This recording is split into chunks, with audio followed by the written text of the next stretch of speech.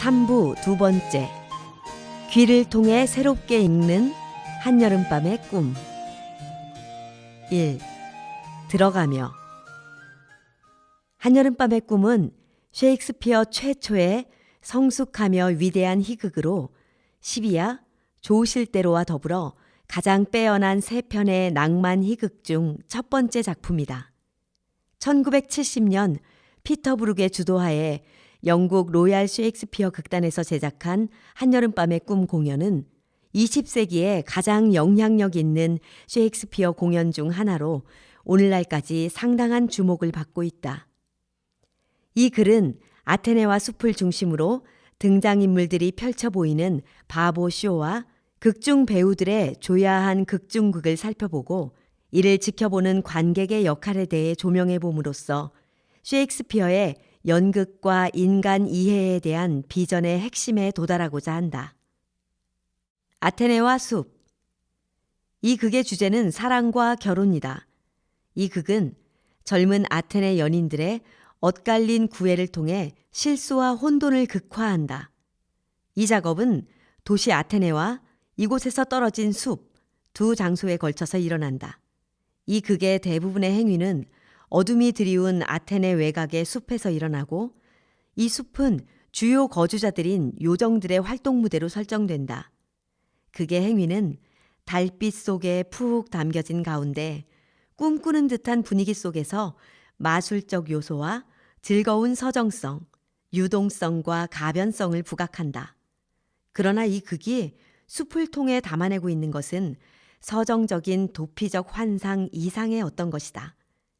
이 극은 아름다운 요정 여왕이 당나귀 대가리를 한 흉측한 바텀의 모습에 푹 빠져 깊은 사랑을 느끼는 상징적 장면을 통해 사랑의 불합리성에 대한 강렬한 그림을 제공한다. 아름다운 당신의 힘은 저를 움직여 처음 보는 순간 제가 당신을 사랑한다고 맹세하도록 만드는군요. 그러시다면 댁은 별로 분별력이 안 계신 것 같소. 솔직히 말씀드리자면 이성과 사랑은 요즘 별로 사이가 좋지 않습니다. 바텀의 대답은 이 극이 내포하는 도덕에 대한 하나의 강조적인 진술이기도 하다. 이성과 사랑의 대립은 이 극의 배경인 두 장소 간의 대조를 통해 더욱 첨예화되고 있다. 이 극의 시작과 끝은 도시 아테네에서 일어난다. 극의 중간부가 일어나는 장소는 요정들이 주도하는 마술적인 숲이다. 아테네는 지혜와 도시 문명의 수호 여신 아테네에게 바쳐졌던 고대에서 가장 문명화된 도시로 아테네의 통치자 티시우스는 이 극에서 합리적인 인간상을 구현하고 예시하도록 그려지고 있다. 그는 사랑과 결혼에 하나의 사회적 가치를 부여한다. 그에게 있어 결혼이란 단지 두 개인 간의 사적인 계약 이상이다. 결혼이란 궁극적으로 사회를 함께 맺어주고 그 존속을 보장해주는 결속으로 사회 전체가 즐거워할 만한 사건인 것이다. 그러므로 주인공의 결혼은 희극의 결말을 가져오는 사건으로 규정될 수 있는 것이다. 극이 시작할 때 티시우스는 무력을 동원해 신부를 쟁취했던 정복자로 등장한다. 아테네의 귀족 이지어스가 통치자로서 해결을 요청하러 왔을 때 티시우스는 절대적으로 이지어스의 편을 들어준다. 이지어스의 딸이 아버지의 뜻을 거스르고 스스로 선택한 남자를 사랑한 대가로 이지어스가 딸에게 사형을 구형할 수 있는 절대 권리를 주장할 때 티시우스는 그를 전폭으로 지지한다. 그러나 결말부에서 티시우스는 이런 모습을 벗어나 이제 올려질 결혼식이 새로운 음조 가운데 거행될 것이라고 말하며 즐거운 축제를 선포한다. 아테네의 젊은이들을 즐거움으로 부추기고 기쁨에 생기있고 활발한 기운을 일깨우시오. 우릴랑 장례식으로 보내요. 창백한 친구는 우리의 축제에 어울리지 않소. 히폴리타여, 나는 당신을 칼로 구애했고 당신에게 해를 가하며 당신의 사랑을 쟁취해냈소. 그러나 이제 다른 음조에서 당신과 결혼하는 것이오. 흥겹고도 성대한 축제 분위기에서. 비록 티시우스는 사막까지 다시는 등장하지 않지만 무대는 우리 관객들에게 사랑의 불합리성이라는 주제를 끊임없이 상기시킨다. 젊은 연인들은 이성의 도시로부터 비이성의 장소인 숲으로 도망한다. 디미트리우스의 대사, 허미아를 만날 수 없으니 이 숲속에서 미치겠네 에서처럼 숲은 미치다와 동의어가 되고 있다. 연인들이 숲에서 펼치는 행위란 실로 미친 짓이다. 숲에서 일어나는 일은 합리적인 용어로 설명될 수 없다. 라이젠더는 숲에서 잠이 들고 그 잠에서 깨어나는 순간 잠들기 직전까지 목숨을 걸고 맹세했던 허미아를 향한 사랑에서 헬레나로 완전히 방향을 전환한다. 그의 반전은 어떤 논리도 합리적인 이유도 거부한다. 라이젠더가 불합리성의 극치를 보여주는 행동을 이성의 이름으로 정당화하는 것은 실로 코믹하다. 사랑스런 당신을 위해서라면 불 속으로라도 뛰어들겠소. 대자연이 그 예술을 보여주는 수정같이 투명한 헬레나요. 그런 말씀 마세요, 라이젠더님. 그런 말 하시면 안 되죠. 그런데 허미아는 여전히 당신을 사랑하잖아요. 그러니 그걸로 만족하세요. 허미아로 만족하라고? 그럴 순 없소. 그녀와 보낸 저 지루한 시간들 매분이 후회돼요. 내가 사랑하는 것은 허미아가 아니라 헬레나요. 누가 까마귀를 비둘기와 바꾸지 않겠소. 사내의 의지는 이성에 따라 움직이는 법. 이성이 말하기를 당신이야말로 더 훌륭한 처녀라고 하오. 밤새 일어난 이 변심의 돌발성과 예측할 수 없는 사랑의 가변성을 어떻게 설명할 수 있을 것인가? 셰익스피어가 이 극을 통해 그의 극 언어로 제시하고 있는 설명처럼 밤새 찾아와 그의 눈에 사랑의 묘약을 잘못 떨어뜨리고 간 요정의 실수로 밖에는. 실수와 혼돈이 거의 교통정리되어 갈 무렵 티시우스가 등장하는 것은 실로 시사적이다. 인간의 사랑이 펼쳐지던 바보 쇼의 무대를 비추던 조명이었던 환영과도 같은 달빛이 사라진 그때 햇살과 함께 이성의 빛이 발하기 시작한다. 숲으로부터 도시로의 이동은 분명히 상징적이다.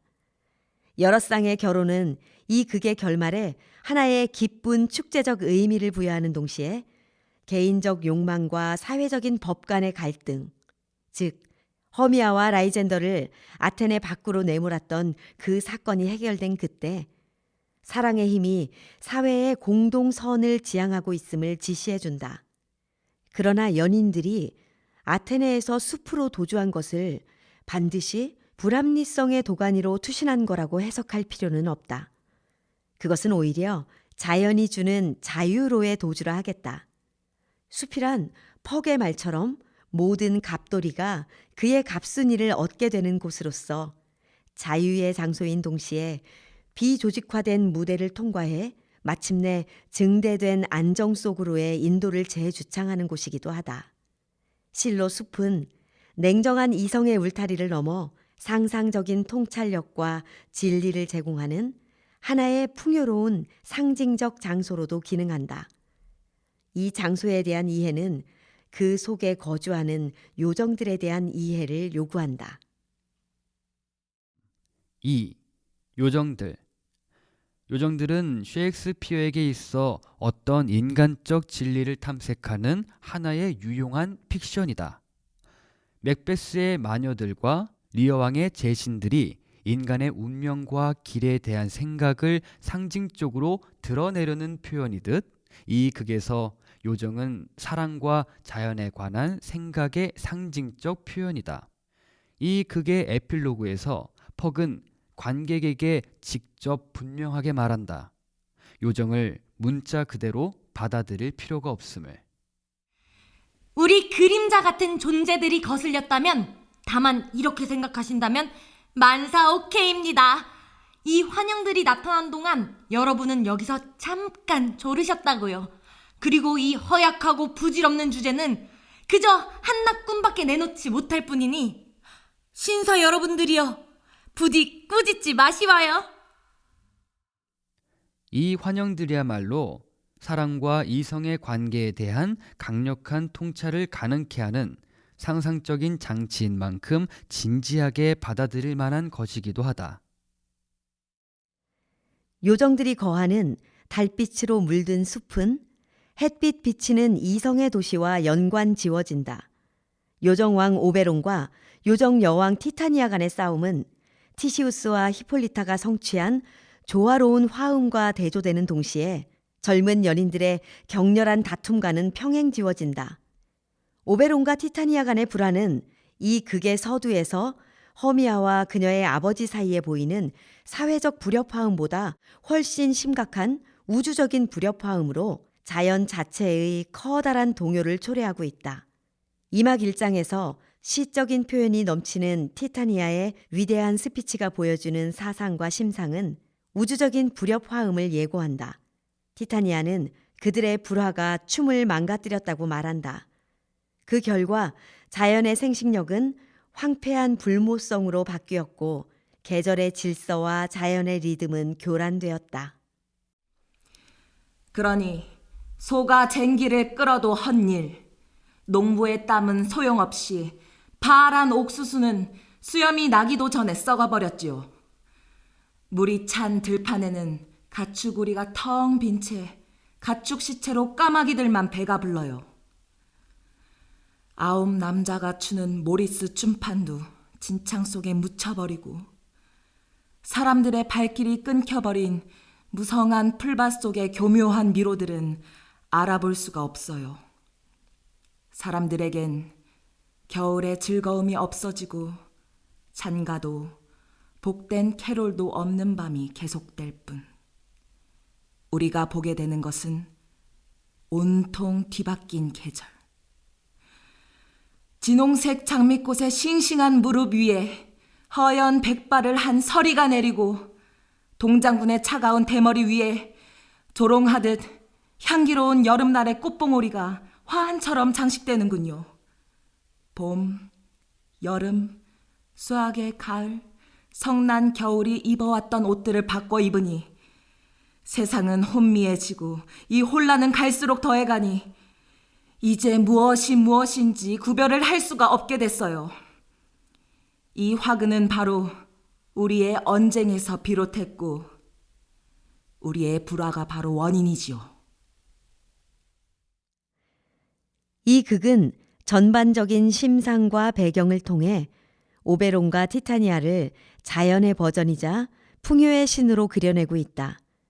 셰익스피어는 요정 왕과 요정 여왕에게 다산과 생식력의 대리인으로서 마지막 임무를 부과한다. 새로 결혼한 세 쌍의 신부들의 침실에 축복을 기원한다. 이 극은 합리적인 것과 본능적인 것 간의 미묘한 균형을 지탱하고 있다. 도시 아테네와 마법의 힘이 작동하는 숲의 병치를 통해 셰익스피어는 순수한 하나의 극적 갈등을 창조한다.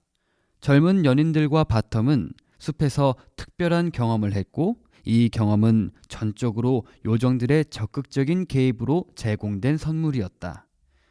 요정들이 야기한 이 특별한 경험은 과연 무엇이 실제인가에 대한 의문을 일으킨다.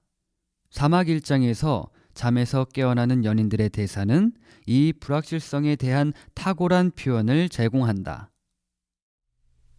이 일들이 아물아물 작아져 구분할 수가 없어요. 마치 저 멀리 떨어져 있는 산들이 구름으로 바뀌듯이. 반쯤 감긴 눈으로 뵈는 것 같아요. 모든 게 이중으로 겹쳐 보이니. 우리가 확실히 깨어있는 건가요? 나는 우리가 아직 잠자고 꿈꾸고 있는 것 같소. 이 극의 결말부에서 위험했던 불협화음으로부터 화음과 조화를 가져온 것은 희극을 지배하는 행운의 세력인 요정왕 오베론이다. 또한 오베론의 자비로운 조정을 우리가 기꺼이 받아들이고 즐길 수 있게 된 것은 보다 더 어두운 세계가 존재함을 인식하게 되었기 때문이다.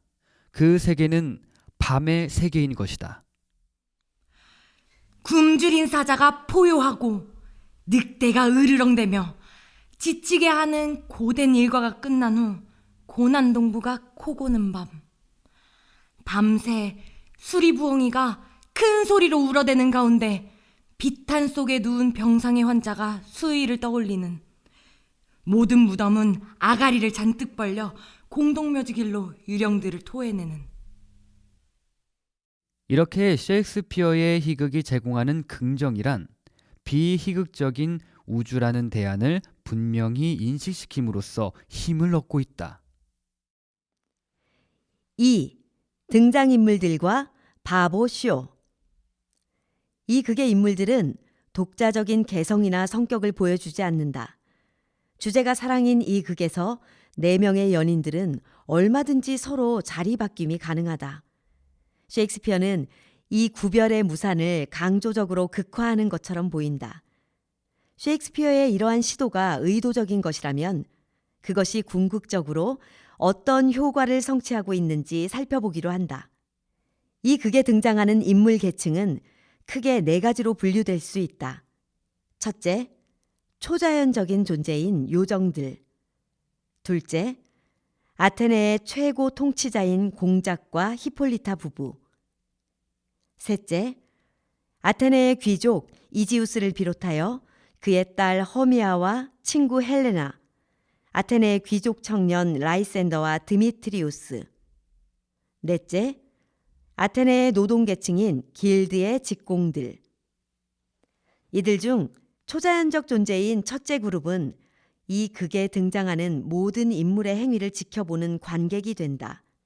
이들 다양한 계층의 인물들은 엘리자베스 시대의 연극 제작을 둘러싼 통치자와 극작가, 배우들의 함수관계, 가부장 제도 속에서의 배우자 선택을 둘러싼 여성의 법적 지위와 가장의 친권 행사 범위 등 당대의 문화를 조명해주고 있다. 1막 1장에서 허미아의 아버지인 귀족 이지우스는 딸에 대한 소유권과 생명 처분권을 주장한다.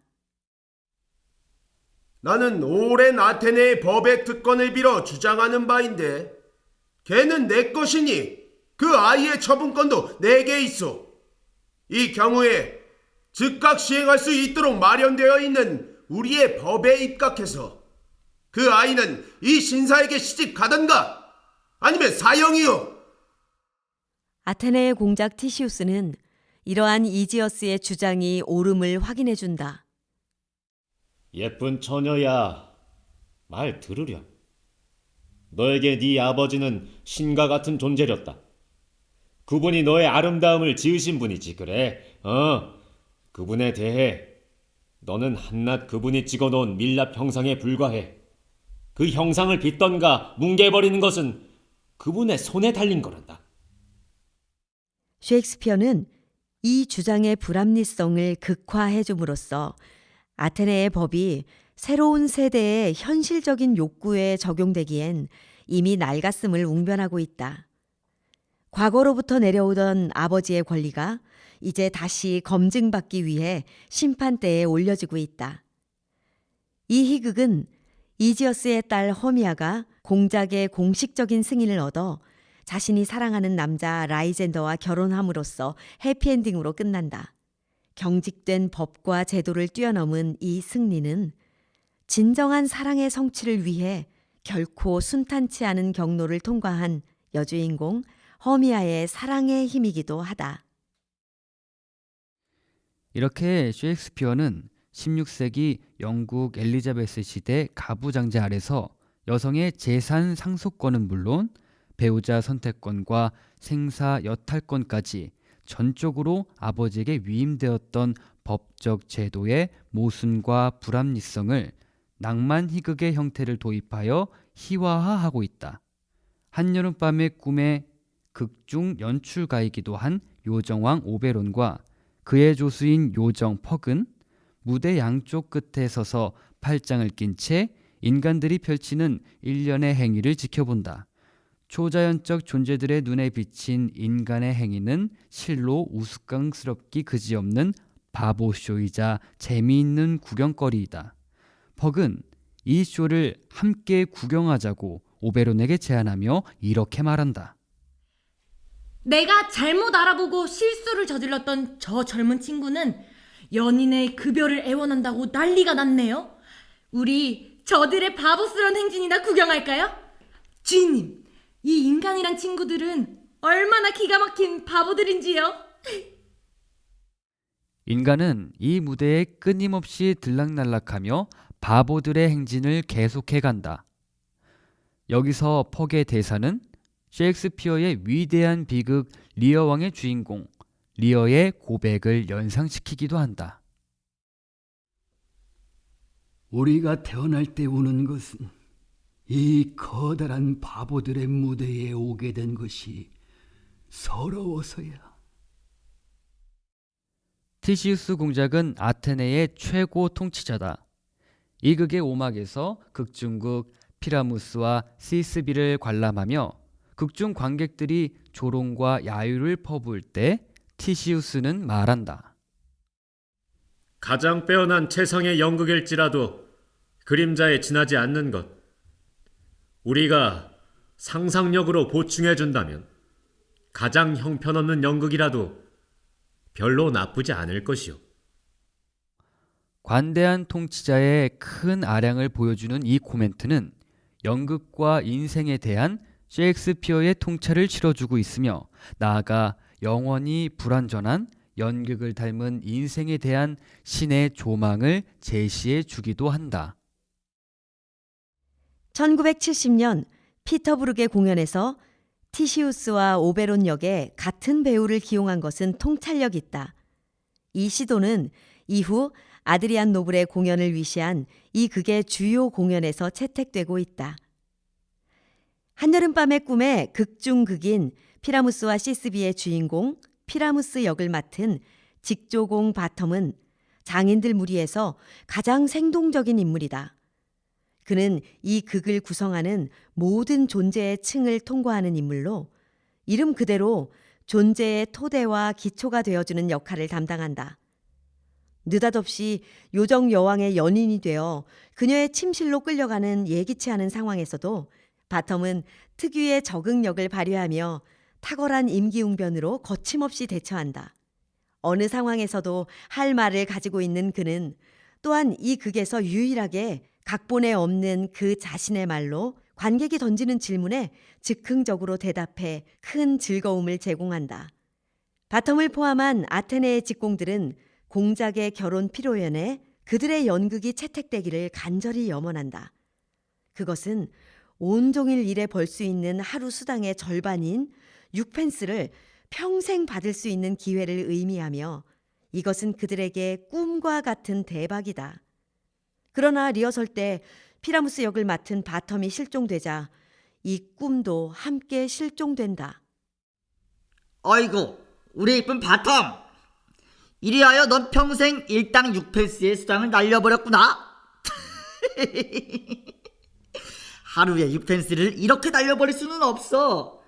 바텀이 피라무스 역을 했다면 틀림없이 하루 6펜스를 하사하셨을 거다. 아니라면 내 목을 매달아. 바텀은 그걸 받을만 하거든. 피라무스 역을 해서 하루에 6펜스의 수당을 받을 기회를 놓친다면 바텀은 아무것도 아닌 거야. 엘리자베스 왕조의 문화를 여실히 보여주는 이 극에서 특히 이 대사는 당대의 통치자와 극작가 및 연기자 사이의 권력 함수 관계를 생생하게 드러내주고 있다. 바텀의 실종은 요정 퍽의 장난에서 기인한다. 퍽 또한 바텀처럼 다양한 존재의 계층을 넘나든다. 요정왕 오베론의 메신저 역할을 담당하는 그는 이 극에 등장하는 다른 요정들이 그렇듯 성별을 구별짓기 어려운 중성적 인물로 자유로이 몸의 형태를 바꿔가며 언제 어디든 신속하게 출몰한다. 그가 행하는 실수와 장난은 인간들의 주요 갈등을 야기하고 이 갈등이 극의 플롯을 전개시킨다. 이 과정에서 투박하고 무식한 장인들과 다른 계층 간의 대조가 첨예화된다. 퍽의 즉흥적인 장난기는 관객들에게는 희극적 흥미의 원천이 된다.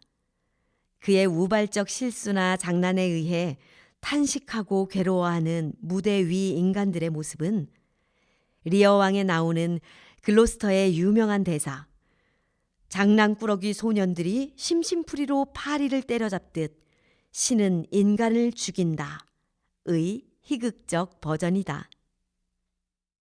앞서 2장에서 살펴보았듯 요정왕 오베론과 그의 아내 요정 여왕 티타니아 사이에서 일어난 사소한 다툼은 전 자연 세계의 리듬과 질서를 교란시킨다. 2막 1장에서 보여지듯 귀여운 인디언 소년 하나를 서로 곁에 두려고 벌인 싸움은 인간이 사는 땅 전체에 파괴적이고 치명적인 결과를 가져온다. 이 현상은 소유욕이 파급한 엄청난 파괴력을 가시화한다. 또한 인간 세계에 이런 재앙을 일으킬 수 있는 주체가 도토리 껍질 속에 몸을 숨길 수 있을 만큼 아주 작은 존재들이라는 사실 자체가 유머러스하다.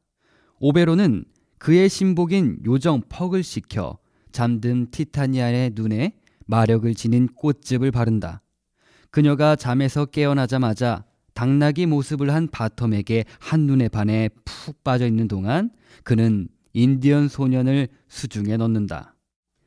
아마존의 여왕 히폴리타를 힘으로 정복해서 신부로 삼은 티시우스 공작처럼 오베론 또한 가부장적 권위의 폭력성을 부각해준다. 한편 그는 인간 연인들과의 관계를 교통정리해주기 위해 퍽을 시켜 디미트리어스의 눈에 이 마법의 꽃즙을 바르게 한다. 그러나 이 과정에서 퍽은 인간을 잘못 알아본다. 허미아가 아버지와의 단절도 불사할 정도로 사랑했던 라이젠더도 목숨을 걸고 거부했던 디미트리어스도 퍽의 눈에는 아테네의 남자 복장을 한 인간일 뿐 구별이 안 간다. 이 구별의 무사는 셰익스피어의 마지막 극들 중 하나인 로망스 희극 심벨린에서 더 노골적으로 가시화된다. 이 극에서 여주인공 이머지는 몸소리치도록 혐오하던 클로튼을 사랑하는 남편 포스투머스로 혼동한다. 이 혼동은 단지 목이 잘린 채 죽어있는 클로튼이 남편의 옷을 입고 있다는 사실에서 기인하고 있다. 우리는 여기서 셰익스피어가 제기하는 물음 앞에 세워진다. 요정 퍽도 인간이 걸치고 있는 옷 이외에는 구별이 안 될진데 과연 인간은 연인이든 남편이든 옷 아래에 놓인 인간의 본 모습을 얼마나 파악할 수 있을 것인가? 퍽이 실수로 디미트리어스가 아닌 라이젠더의 눈에 꽃즙을 발라주자 라이젠더는 잠들기 전 영원한 사랑의 맹세를 바쳤던 여인 허미아를 저버리고 엉뚱하게 헬레나와 사랑에 빠져 찬사를 퍼붓는다. 헬레나는 그가 허미아와 공모하여 자신을 놀리는 것으로 착각해 더욱 깊은 절망에 빠져 탄식하고 이들 내 연인의 관계가 엉망진창이 되어 옥신각신하는 모습을 퍽은 관객이 되어 한껏 즐긴다. 오베론 역시 자신이 건 마법으로 티타니아가 바텀과 사랑에 빠져 행복해하는 모습을 즐겁게 구경하는 관객이 되어 있다. 결국 오베론은 티타니아의 눈에 걸린 마법을 풀어 화해하도록 도모하고 동시에 퍽의 실수로 엉킨 인간관계를 회복시켜 조화로운 질서를 성취하도록 인도함으로써 이 희극을 새로운 차원으로 올려놓는다. 극의 마지막에서 오베론은 퍽을 대동하고 새로 태어난 세 쌍의 신혼부부를 찾아가 그들의 미래와 새로 태어날 아이들을 축복한다. 이러한 결말을 통해 이 극은 궁극적으로 질서의 큰 틀을 존속시키고 있다. 이 결말은 또한 낭만 희극으로서 이 극이 보여주는 희극적 해결이다. 이 극에 등장하는 4명의 젊은 연인들은 성격도 구분이 안 갈 정도로 기본적으로 유사한 양상을 띈다. 이런 구별의 무산을 통해 셰익스피어는 연인들의 상호 교환성을 생생하게 극화함으로써 인간들의 절대적인 맹세와 주장을 무효화시키고 사랑의 불합리성, 가변성, 돌발성을 부각한다. 또한 이 극에는 시작부터 끝까지 무대 위에 펼쳐지는 우스운 쇼를 줄기차게 지켜보는 존재가 있다. 달이다. 달이야말로 시종일관 무대 위에 등장하는 극중 관객인 동시에 이 극의 진정한 주인공이기도 하다. 초생달로부터 금음달에 이르고 또 캄캄한 어둠 속의 자취를 감추기까지 달은 끊임없이 변화하는 자신의 모습을 통해 사랑의 가변성을 가시화해주고 있기 때문이다. 3. 나오며. 사막 1장에서 아테네의 통치자 티시우스는 산 정상에 올라가 사냥개들이 짖어대는 소리가 서로 어우러져 조성된 음악적인 혼돈의 메아리를 경청하라고 제안한다. 이때 히폴리타는 아마존 여왕 시절의 체험을 회상한다. 아름다운 왕비여, 우리 산꼭대기로 올라가 개들의 음악적인 혼돈이 어우러져 메아리 치는 소리를 경청합시다. 제가 크레타 섬의 숲에서 스파르타의 개들과 곰사냥을 나갔을 때 그때 들었던 것과 같은 그렇게 쾌활한 꾸짖음을 들어본 적이 없어요.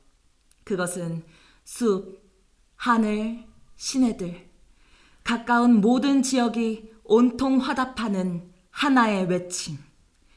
그렇게 음악적인 불협화음을, 그렇게 감미로운 찬둥 소리를 들어본 적이 없어요. 히폴리타는 존재들의 불규칙하고 혼란스러운 소리들이 어우러져 조성된 음악을 일찍이 아마존에서 체험했다. 이 음악으로의 초대는 영국 르네상스 시대의 다양한 계층의 관객을 향한 셰익스피어의 초대이기도 하다.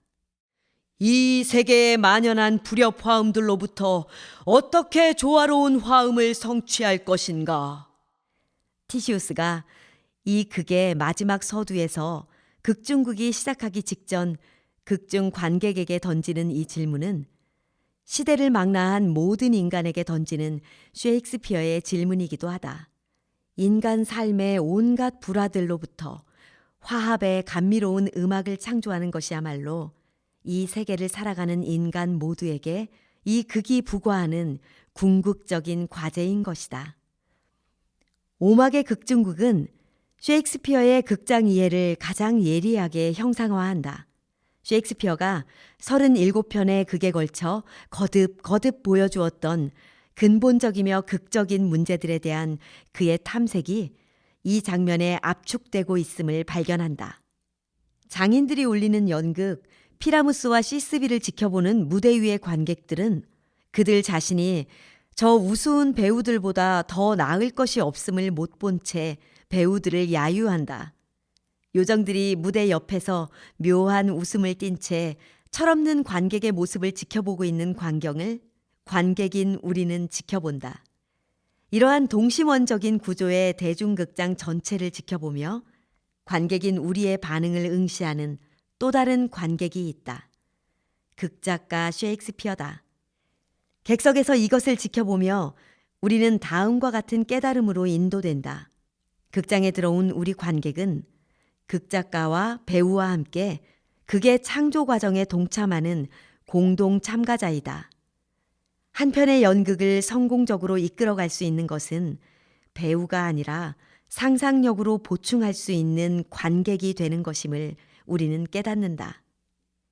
각양각색의 개들이 제각기 짖어대는 소음이 높은 산에서 경청하면 하나의 어우러진 음악으로 다가오듯 아무리 부족하고 못난 연극이라도 상상력으로 보충할 수 있다면 충분히 즐길 만한 것이 될 수 있다는 공작 티시우스의 말에 우리는 동의하며 고백한다. 결국 아무리 훌륭한 연극일지라도 그림자에 불과한 것일진데 연극과 비슷한 소재인 꿈과 같은 재료로 엮어진 우리의 인생 또한 이와 같은 것이 아니겠는가.